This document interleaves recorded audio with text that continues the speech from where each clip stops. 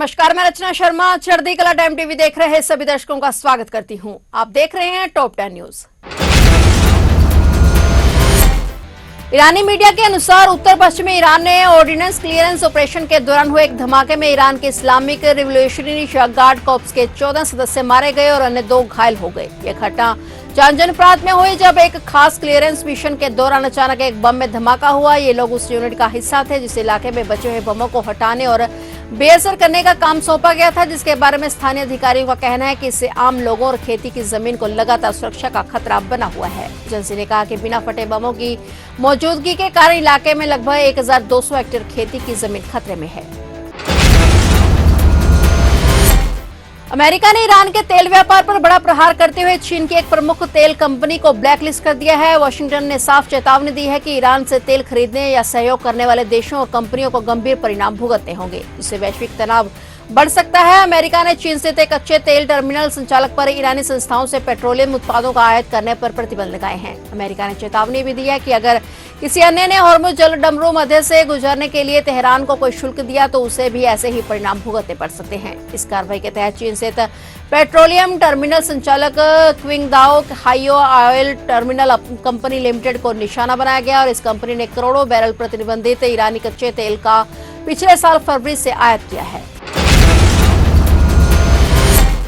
America और Iran के बीच तनाव एक बार फिर बढ़ गया है। ट्रंप ने ईरान द्वारा भेजे गए नए प्रस्ताव को सिरे से खारिज कर दिया है। यह प्रस्ताव पाकिस्तान के जरिए अमेरिका तक पहुंचाया गया था। रिपोर्ट्स के मुताबिक प्रस्ताव पढ़ने के बाद ट्रंप संतुष्ट नहीं दिखे और उन्होंने साफ कहा कि मौजूदा शर्तों पर कोई समझौता संभव नहीं है। उनका कहना है कि अगर ईरान बेहतर उस पर शर्तें नहीं रखता तो बातचीत आगे नहीं बढ़ेगी। ईरान ने अमेरिका के सामने एक अहम शर्त रखी थी, अगर अमेरिका हॉर्मुज जल डमरू मध्य पर लगी नाकेबंदी हटाता है तो वह परमाणु समझौते पर बातचीत के लिए तैयार है। लेकिन ट्रंप का रुख इससे बिल्कुल उल्टा है। वे चाहते हैं कि ईरान पहले परमाणु कार्यक्रम पर समझौता करे, उसके बाद ही किसी तरह की राहत दी जाएगी। ट्रंप ने ईरान के परमाणु कार्यक्रम को लेकर सख्त रुख अपनाया है। उन्होंने कहा कि ईरान को किसी भी कीमत पर परमाणु हथियार हासिल नहीं करने दिया जाएगा। उन्होंने कहा कि ईरान को परमाणु हथियार नहीं दे सकते हैं क्योंकि वे सबसे पहले इसका इस्तेमाल इजराइल पर करेगा, फिर मिडिल ईस्ट और यूरोप पर और फिर अगला नंबर अमेरिका का होगा। इससे ऐसे पागलों के हाथ में परमाणु हथियार नहीं रहने दे सकते। फिलहाल दोनों देशों के बीच टकराव की स्थिति बनी हुई है।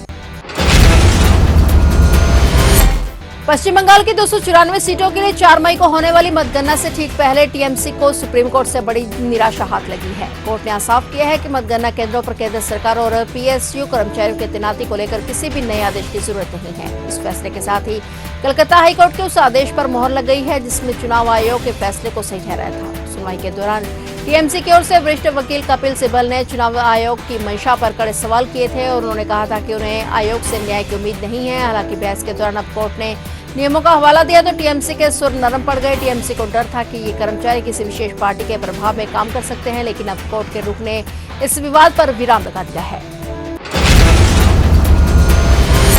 चुनावी धांधली की जानकारी मिलने पर निर्वाचन आयोग द्वारा पुनर्मतदान का आदेश दिए जाने के एक दिन बाद पश्चिम बंगाल के दक्षिण 24 परगना जिले की 2 विधानसभा सीट के 15 मतदान केंद्रों पर आज शनिवार को मतदान कराया गया। मतदान सुबह 7 बजे से शाम 6 बजे तक जारी रहा। निर्वाचन आयोग के अधिकारी ने कहा कि दोनों निर्वाचन क्षेत्रों में केंद्रीय बलों की पर्याप्त संख्या मौजूद है। वेबकास्टिंग भी जारी है और अब हम पूरी प्रक्रिया पर नजर रख रहे हैं। इन दोनों विधानसभा सीट पर 29 अप्रैल को मतदान हुआ था। नतीजे 4 मई को घोषित किए जाएंगे।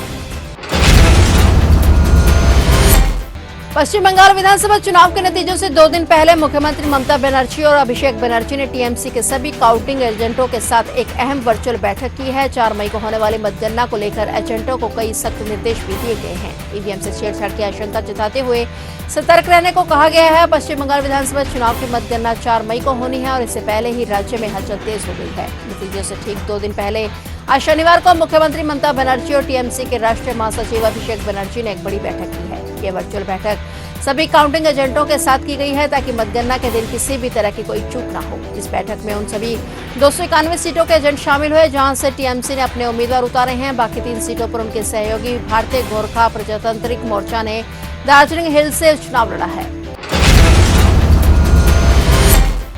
सुरक्षा बलों ने अलग अलग अभियानों में मणिपुर के उखरुल जिले में अवैध रूप से निर्मित 23 बंकर नष्ट कर दिए हैं और तेंगनोपाल जिले में 18 आईईडी बरामद कर लिए हैं। पुलिस ने शनिवार को एक बयान जारी कर यह जानकारी दी। बयान में कहा गया कि लिंटन पुलिस थाना क्षेत्र के मोंगकोट चेपू श्योंगफेल मुल्लम, सिरागरोखोंग और रिंगू के पहाड़ी गांवों में बंधक नष्ट किए गए हैं। इसमें बताया गया कि 12 बोर की एक पंप एक्शन शॉटगन और 17 कारतूस, 111 खोखे भी जब्त किए गए हैं। इन विस्फोटकों को मौके पर ही नष्ट कर दिया गया है।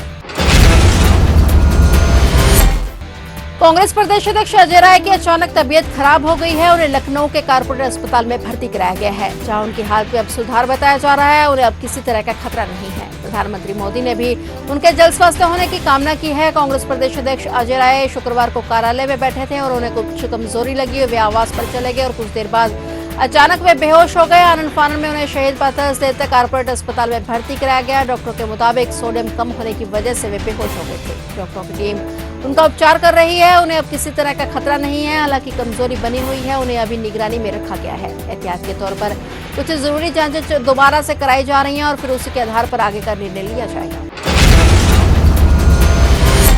गुरदासपुर के ब्लॉक हनुमान के गांव झंडा जुलुमाना के एक छात्र ने कस्बा दसूहा के एक नामी निजी स्कूल प्रशासन से परेशान होकर अपनी जीवन लीला समाप्त कर ली। जानकारी के अनुसार 15 वर्षीय नवजोत सिंह नजदीकी शहर दसूहा के एक प्रतिष्ठित निजी स्कूल में पढ़ता था और बीती 27 अप्रैल को उसे स्कूल प्रशासन द्वारा एक मामूली गलती के कारण सख्त सजा दी गई। 2 पीरियड तक धूप में खड़ा रखा गया। इससे परेशान होकर नवजोत सिंह ने कोई जहरीली दवा निगली और जिसके बाद उसे अस्पताल में भर्ती कराया गया। इलाज के दौरान कई दिनों तक जिंदगी और मौत से जूझने के बाद उसकी मौत हो गई। इस दुखद घटना के बाद परिवार का रो रो कर बुरा हाल है। परिजनों ने नवजोत सिंह का अंतिम संस्कार सेहरे से सजाकर किया। वही अंतिम संस्कार में पहुंचे स्कूल के छात्रों ने घटना के बारे में जानकारी देते हुए स्कूल प्रबंधन की ज्यादतियों का भी खुलासा किया और मांग की कि नवजोत के परिवार को इंसाफ दिलाया जाए। तो स्कूल प्रशासन के खिलाफ सख्त कार्रवाई की जाए। दूसरी ओर भैनी मियां खान के डीएसपी कुलवंत सिंह मान ने बताया कि पुलिस ने स्कूल प्रबंधन के खिलाफ मामला दर्ज कर लिया है और आगे की कार्रवाई जारी है।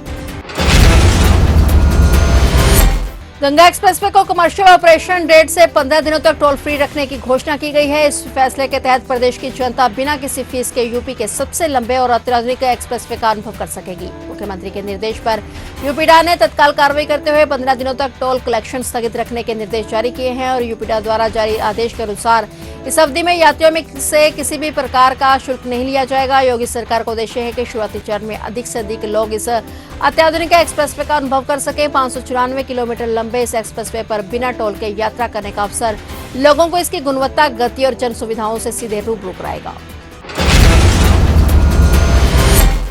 तो आप देख रहे थे टॉप 10 न्यूज और नए समाचारों के साथ फिर से हाजिर होंगे। तब तक के लिए देखते रहिए चढ़ती कला टाइम टीवी।